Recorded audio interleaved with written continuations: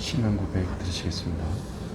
전능하사 천지를 만드신 하나님 아버지를 내가 믿사오며 그 외아들 우리 주 예수 그리스도를 믿사오니 이는 성령으로 잉태하사 동정녀 마리아에게서 나시고 본디오 빌라도에게 고난을 받으사 십자가에 못 박혀 죽으시고 장사한 지 사흘 만에 죽은 자 가운데서 다시 살아나시며 하늘에 오르사 전능하신 하나님 우편에 앉아 계시다가 죄로서 산 자와 죽은 자를 심판하러 오시리라. 성령을 믿사오며 거룩한 공예와 성도가 서로 도하는 것과 죄를 사신 것과 몸이 다시 사는 것과 영원히 사는 것을 믿사옵나이다. 아멘. 찬송가 212장 찬양 드리시겠습니다. 212장입니다. 겸손히 주를 섬길 때 괴로운 일이 많으나 구주여 내게 힘주사 잘 감당하게 하소서. 인자한 말을 가지고 사람을 감화시키며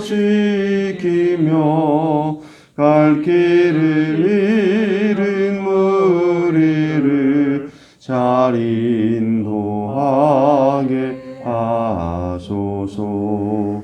구주의 귀한 인내를 깨달아 알게 하시고 굳건한 믿음 주셔서 늘 승리하게 하소서.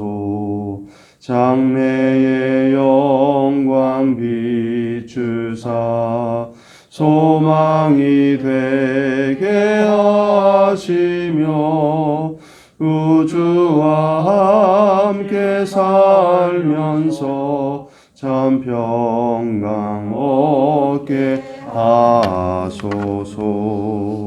아멘. 하나님 말씀은 사도행전 3장 26절 말씀 보시겠습니다. 사도행전 3장 26절 말씀 함께 봉독하시겠습니다. 하나님이 그 종을 세워 복 주시려고 너희에게 먼저 보내사 너희로 하여금 돌이켜 각각 그 약함을 버리게 하셨느니라. 아멘.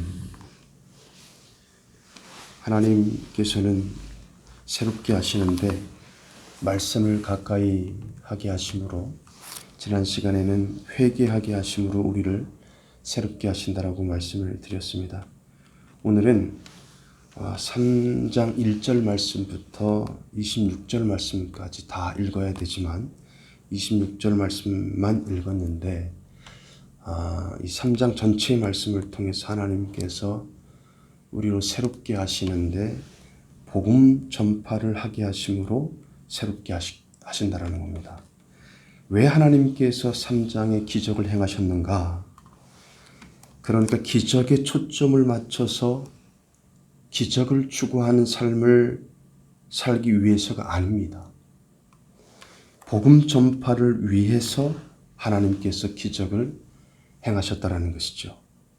이 베드로도 마찬가지입니다. 이 기적을 앞세워서 기적을 추구하기보다는 복음을 전했어요.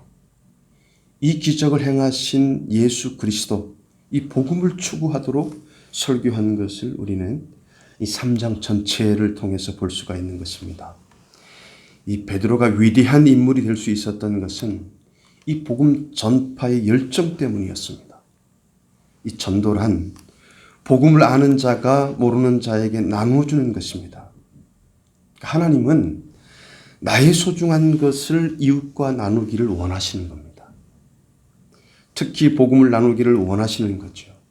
그러니까 좋은 것을 가졌으면서도 나누지 않으면 성장도 없고 성숙도 없고 성공도 없는 것입니다. 그렇습니다, 여러분. 내 것을 퍼내지 않으면요, 내 속에 있는 진리를 복음을 퍼내지 않으면 내 안에 있는 것이 썩을 수 있습니다. 이 나눠줄 때 더 깨끗해지고요. 더 많이 얻을 수 있게 되는 것입니다. 특히 복음을 전해주면 받는 사람도 복 받지만요. 전하는 사람도 복을 받는다는 것입니다. 그러니까 복음 전파는 나를 살리고 내 가정을 살리고 나라와 민족 세계를 살리는 것입니다. 이 율법의 요구는 사랑받도록 행동하라는 것이지만요. 복음의 요구는요. 사랑받은 존재로서 행동하라는 겁니다. 이미 사랑을 받았습니다. 그 사랑받은 존재로 행동하라는 것이 복음입니다. 이 복음은 이미 사랑받을 자격 요건이 충분히 갖춰졌다라고 말해주는 겁니다. 당신은 하나님의 사랑을 받는 존재입니다. 라고 이야기해 주는 겁니다. 얼마나 복된 소식입니까? 얼마나 복된 소식입니까? 그토록 좋은 복음을 먼저 알게 된 사람의 제일 소명은 그 복음을 모르는 사람에게 전파하는 것입니다. 나의 길을 같이 가자고 전해주는 것입니다. 옛날 독일의 한 수도원에 이 설교를 못하는 신입 수도사가 있었다고 합니다. 이제 그가 원장에게 자기는 설교를 못하니까 다른 것을 다 시켜도 아침 경건 시간이 그 설교만은 좀 빼달라고 그렇게 이야기했습니다. 그러나 원장은 훈련을 위해서 설교를 시켰습니다. 결국 난생 처음 강단에 올라가서 수많은 이 수도사의 얼굴을 보면서 설교를 했는데 설교가 나오지 않더라는 거예요. 그래서 설교할 자신이 없어서 이렇게 물었다고 합니다. 형제들이요, 제가 무슨 말씀을 할지 아십니까?